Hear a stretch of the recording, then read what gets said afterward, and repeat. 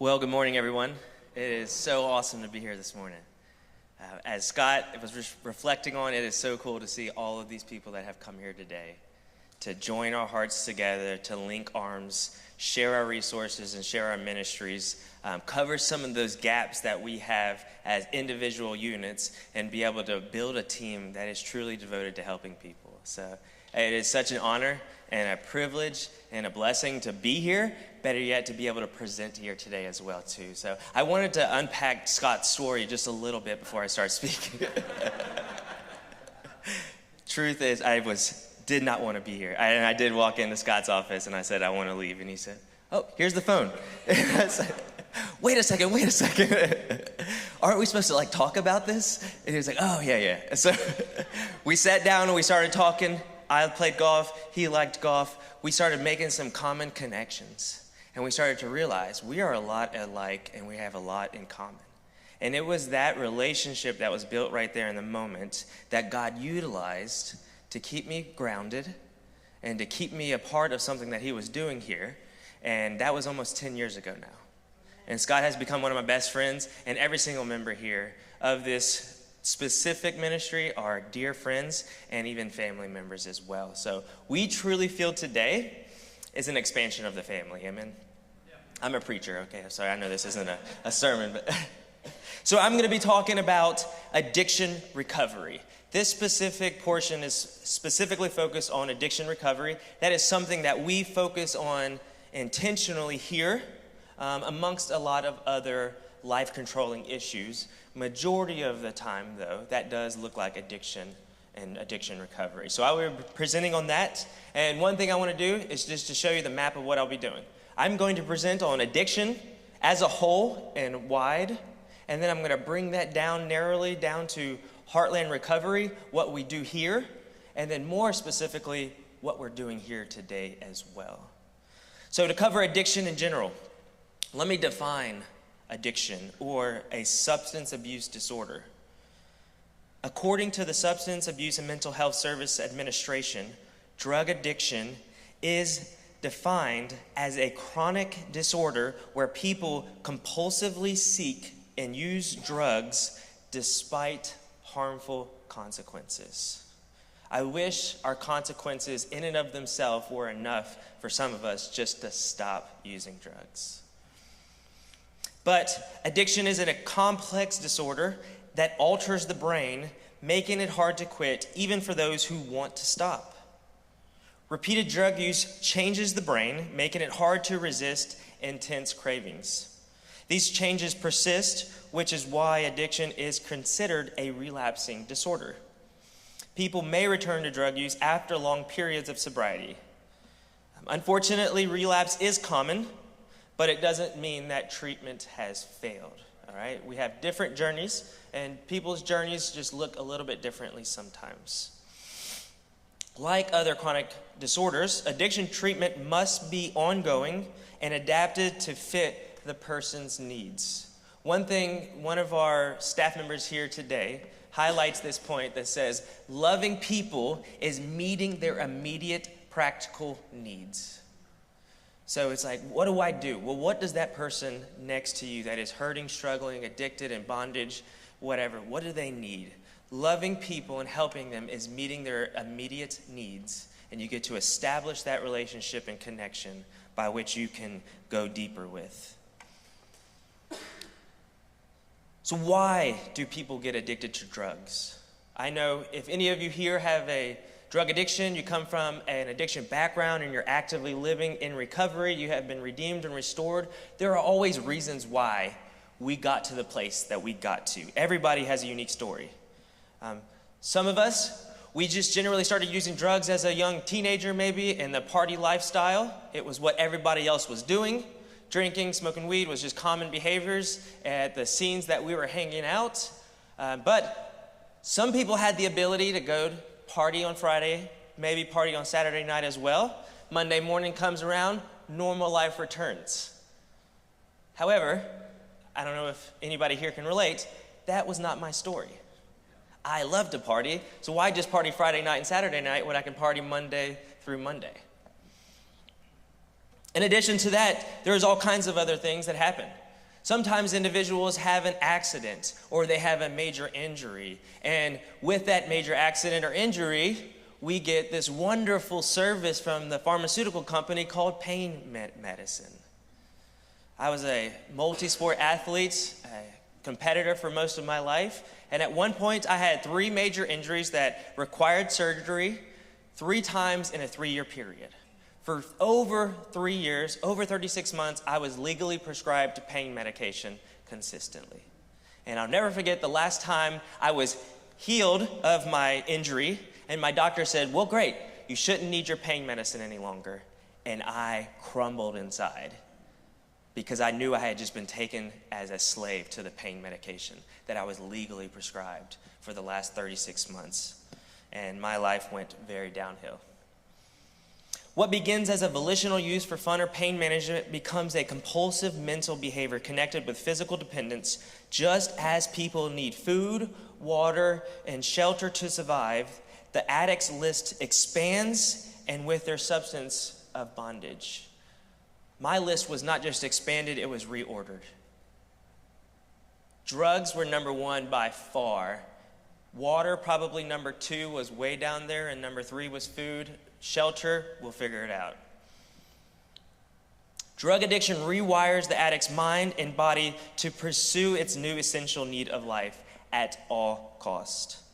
Physical health suffers as addicts experience adverse consequences, including damage to and complications of the cardiovascular system, the respiratory system, gastrointestinal system, musculoskeletal system, neurological system, hormonal system, kidneys and livers. And additionally, drug addiction causes significant social, professional, and developmental damage, leading to increased mental health hospitalizations, suicide, homelessness, inability to maintain employment, and divorce. I'll share this story very briefly in this aspect. One point in my life, I was deeply addicted to cocaine and deeply addicted to heroin, and decided it would be fun to trip on acid for 14 days straight. I woke up in a mental health hospital in Laurel, Mississippi, and I had been there for 9 days in a state of psychosis where I literally thought I was Bugs Bunny for 9 days in a mental health hospital because I had bombarded my mind with so many chemicals for so long that I was absolutely lost my mind. And unfortunately, my family at the time were having to start thinking about making long-term care because they didn't know I was going to come out of it. But somehow, we're a Christian place here. God preserved my mind and redeemed me from that situation, and I was able to be the person I'm here. But the point is, drug addiction can greatly, greatly damage the mind. It can greatly damage your mental ability. Next, let's talk about the scope of addiction.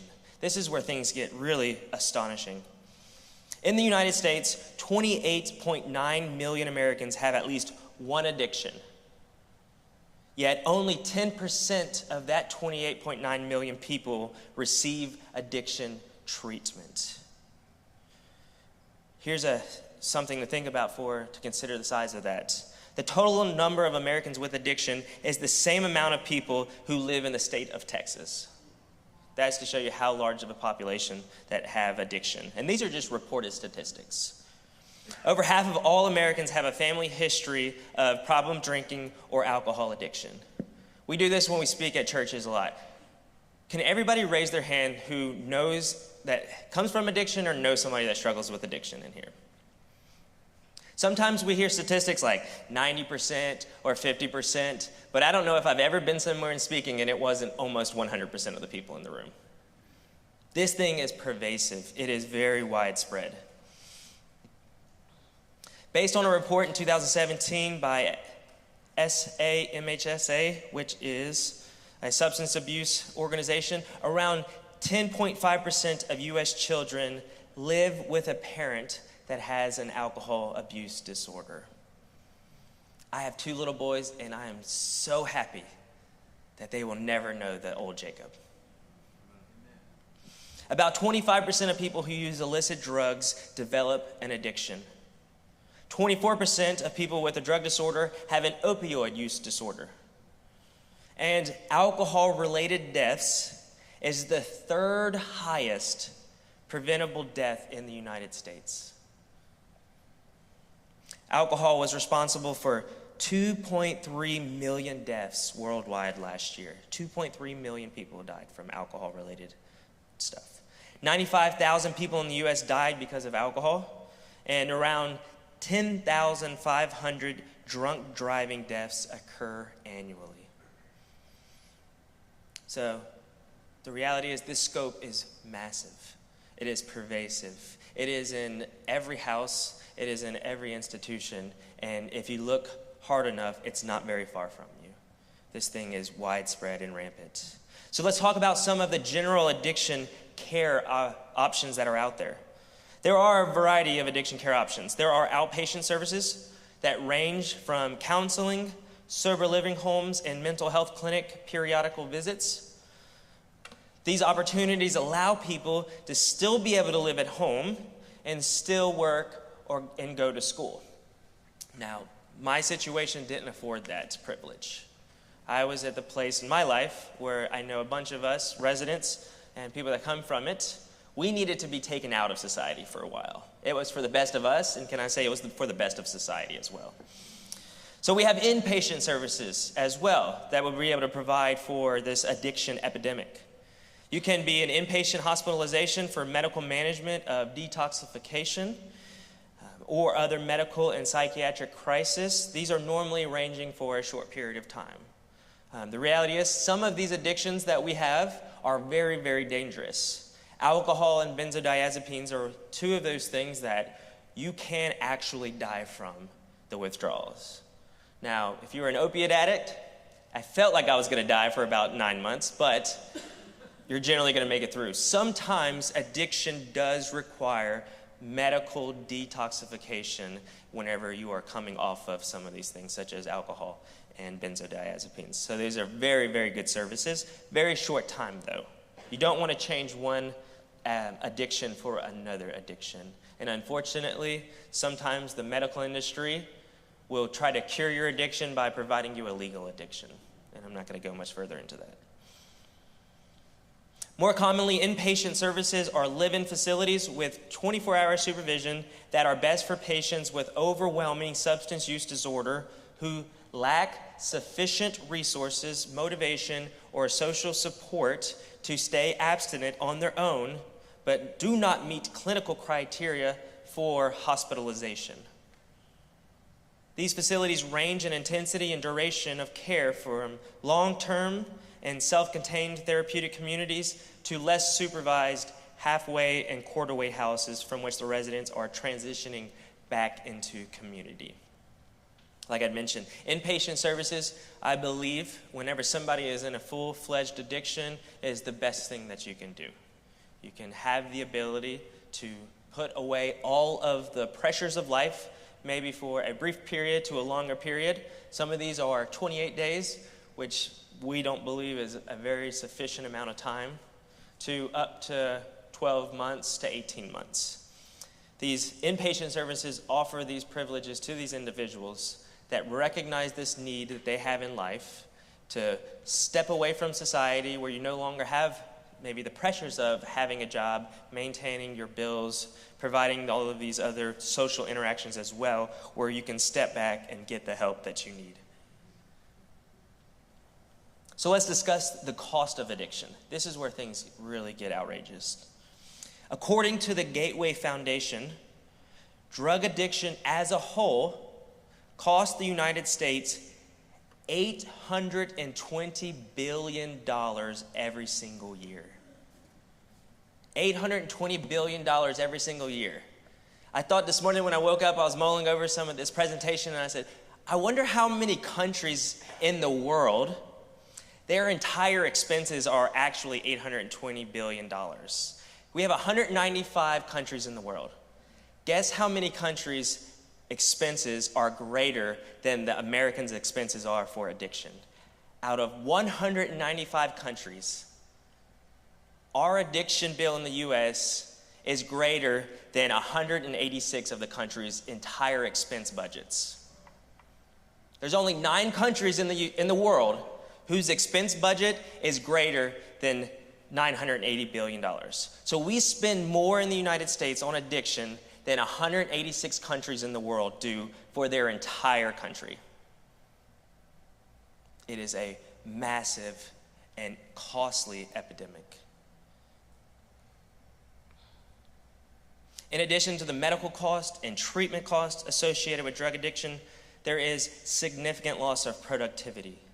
It is reported that there's $49 billion in missed workdays. There's $48 billion in incarceration expenses, and there's $4 billion in premature deaths. Unfortunately, I started this journey of recovery almost 10 years ago now, and I don't keep track because I like morbid facts, but I have had 64 friends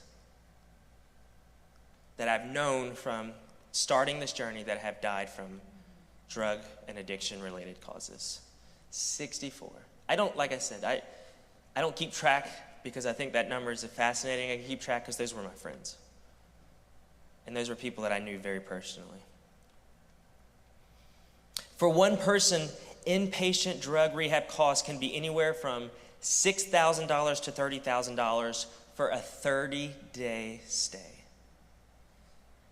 $30,000 for a 30-day stay is the general cost for getting help for a drug addiction. The addiction rates of success in 2022, nearly 108,000 people died in the United States from drug-involved overdoses. That's 296 people every single day. And additionally, from 1981 to 2022, unintentional poisoning from drug overdoses has become the #1 cause of injury-related death in the United States.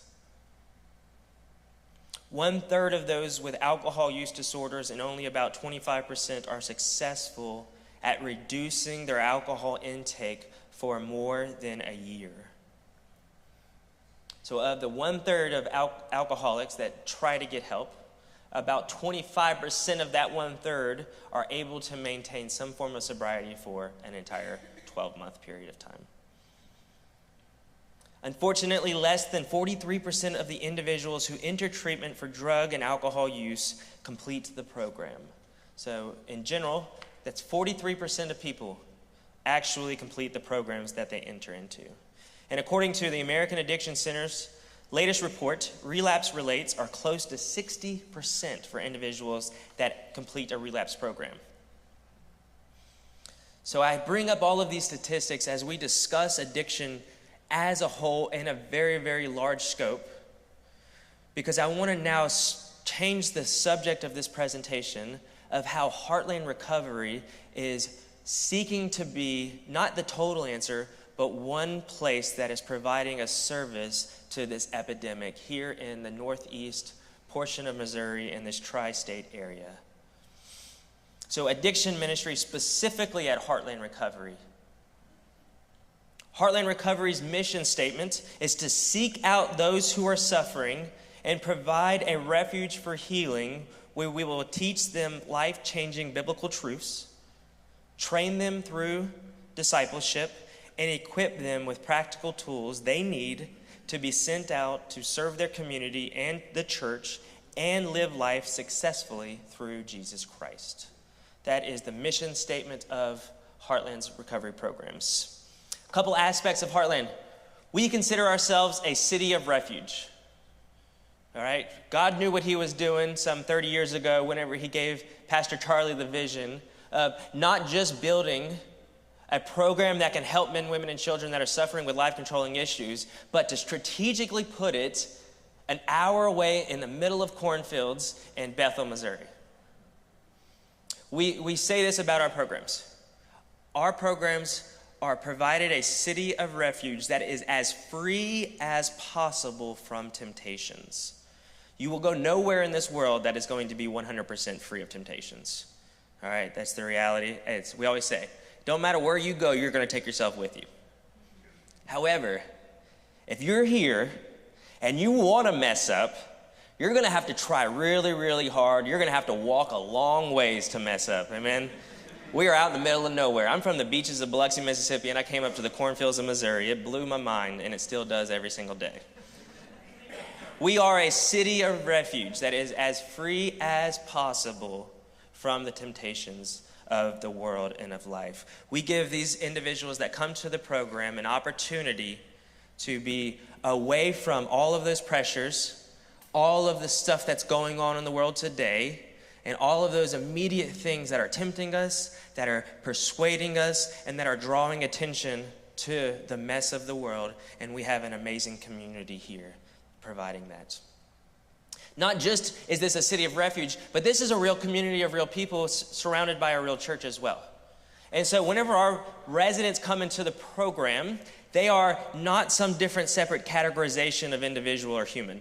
All right? Whenever you come here into this program, you are an active, living member of this community.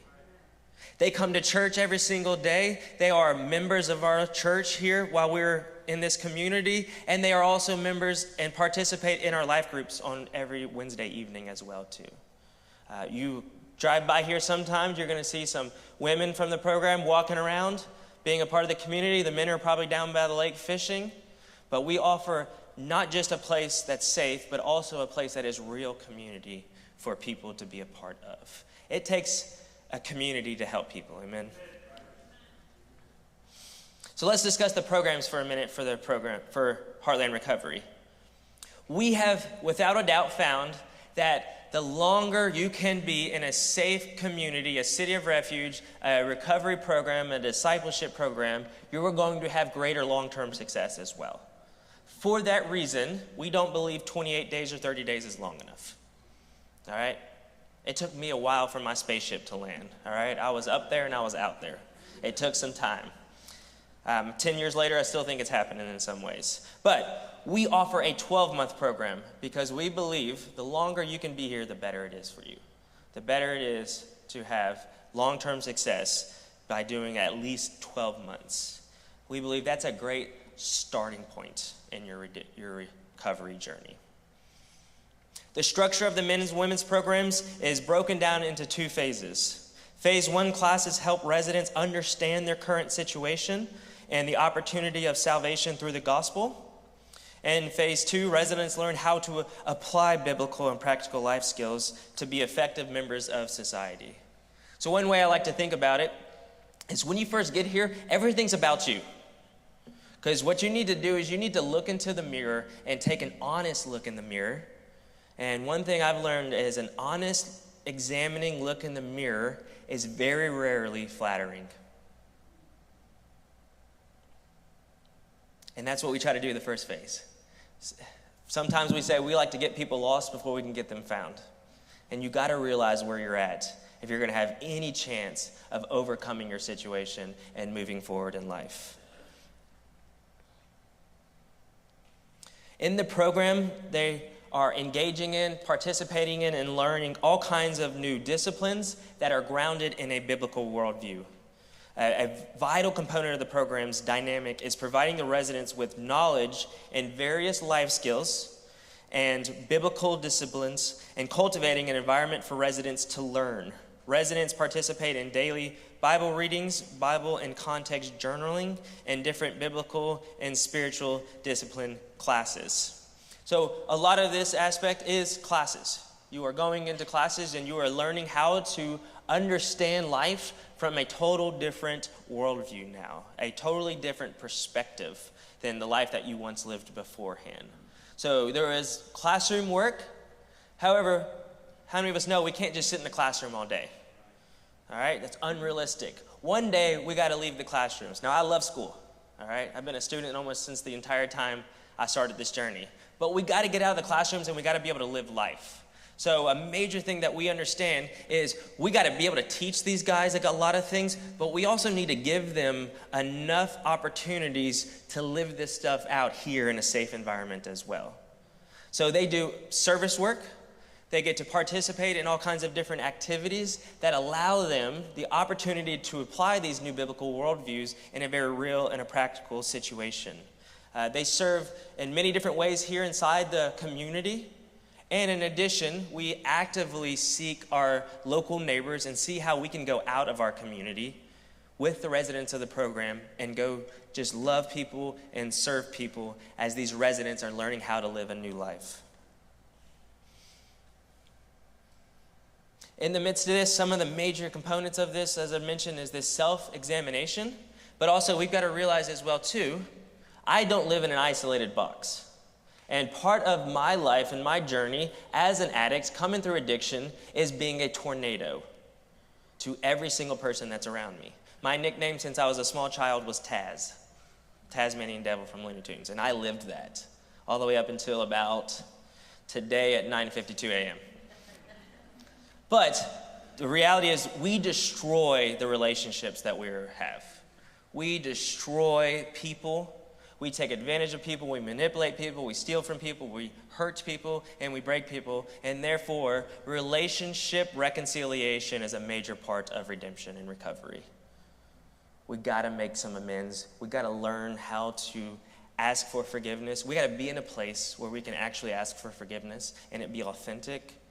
And then we also have to be in a place where we can recognize that forgiveness may not come immediately. It may take some time. Relationships, after we have destroyed them, take times. So we actively assist these men, walk alongside them, and begin that relationship reconciliation process, and women, while they're here in the programs.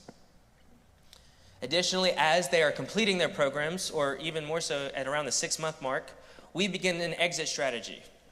All right? 12 months seems like a long time when you walk in here on day one, but the reality is, you get to the 11th month really, really quick. And all of a sudden, what you're doing next comes really fast.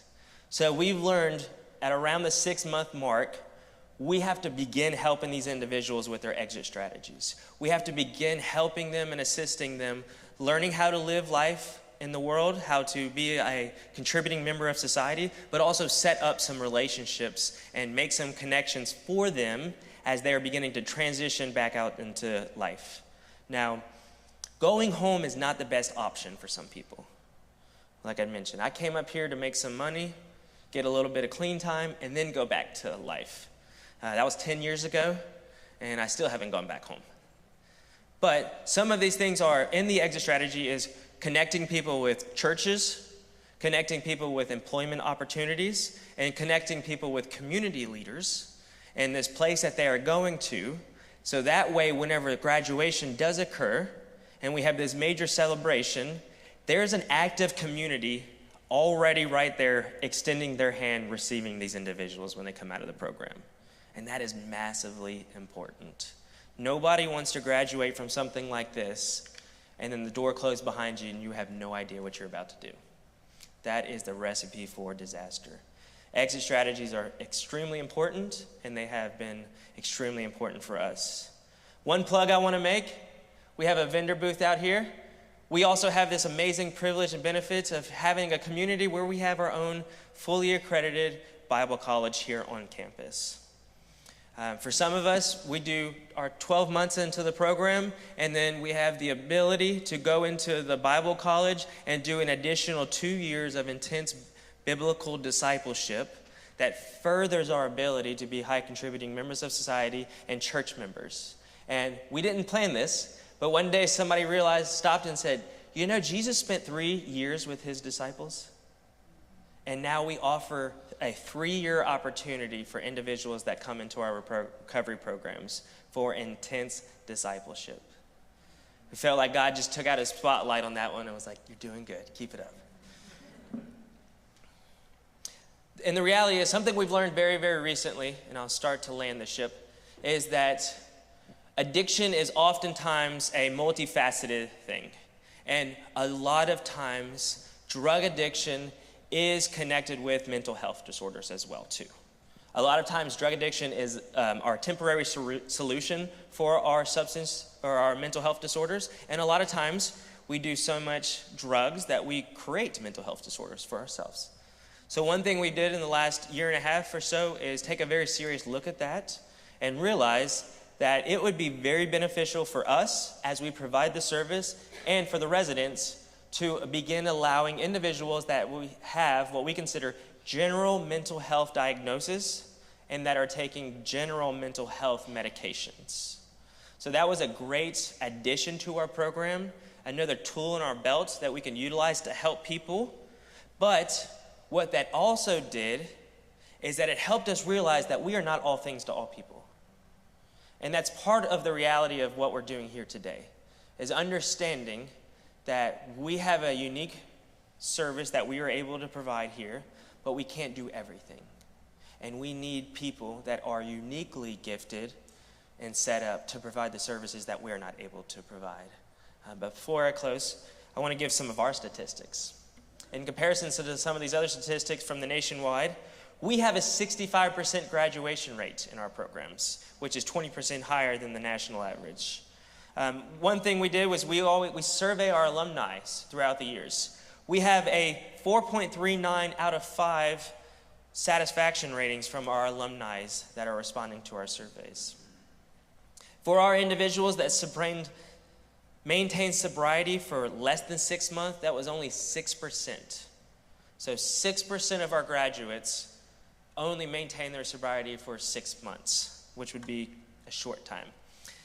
Those that maintained their sobriety from 6 to 11 months was 11%, and then those that maintained sobriety from 1 to 3 years was 39%, and amazingly, those that maintained sobriety for 3+ years was 44%. So that's a great success rate. In addition to that, we already mentioned earlier, relapse sometimes is part of the journey, all right? You are not done, you are not condemned, it is not over. It's what you do when you fall down that matters the most. But one statistic that we found very, very important, we are unapologetically Christian here, is 78% of our graduates are active members of a local church multiple years after they come through our programs and they go back out to society. We consider that to be a major statistic and a major indication that these things are working. When the national average is $30,000 per resident for 30 days, our cost is $29,800.04 for a 12-month period of time. Here's the amazing part.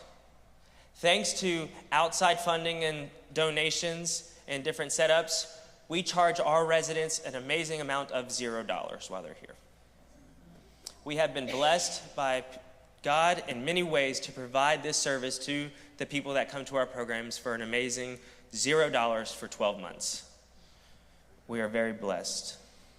And so as I conclude and bring us even more narrow to today, as I mentioned earlier, we have learned, as we have taken a very serious look at our vision and our mission, that we are not all things to all people. We absolutely have to have partnerships with individuals that are providing these additional services that we do not provide here on campus. We have to have linked arms with lots of other people that we can refer individuals to that need help in ways that we cannot provide. And that is the very purpose of this morning. That is the very purpose of this event today. As we understood, we are not the answer to everything. We understand deeply that, let me say this with all seriousness, we desperately need you. And we desperately need each other as well. And that is the very purpose of today. So I highly, highly encourage you to not leave this place without meeting every single person in this room, okay? That's the challenge for today. I want you to know every single person's name in this room, and I want you to have every person's business card, and I want you to know exactly what they do. Because somebody's going to call you, and they're going to need help that you're not going to be able to provide, but you know what? You're going to say, I know Mr. Jeff over here at Chaddock, and this is the right place for this person. Let me give you his phone number. And somebody's going to be able to get help. Amen? Thank you, everybody, for coming.